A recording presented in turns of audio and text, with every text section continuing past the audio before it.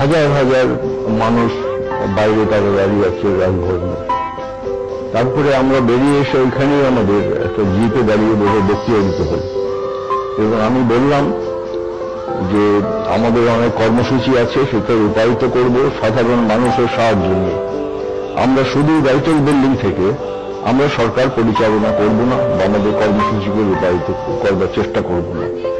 সমস্ত মানুষের সহযোগিতা দরকার, সরকারি কর্মচারী ইত্যাদি সবারই আমাদের সহযোগিতা দরকার, এই তখন আমি বলেছিলাম।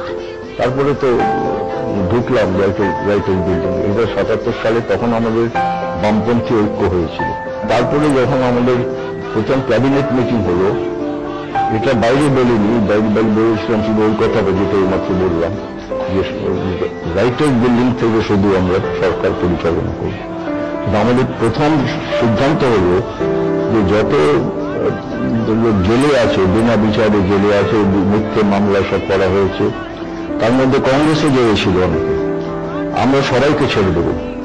নকশালরা ছিল, আমরা সবাইকে মুক্তি দেব। এবং সেটাই আমরা 2-4 দিনের মধ্যেই কার্যকরী করলাম।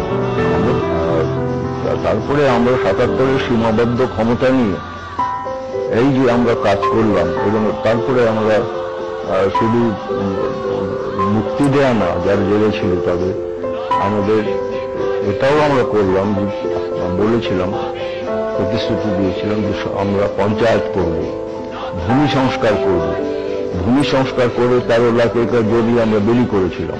তার উপর দাঁড়িয়ে আমরা কৃষকদের স্বার্থ, ক্ষেত মজুরদের স্বার্থ এবং সবার স্বার্থ আমরা সেখানে দেখেছিলাম। এবং এটাই আমাদের 70% মানুষ গ্রামের দিকে বাস করে, এটা আমাদের খুব সুবিধা করে দিয়েছিল।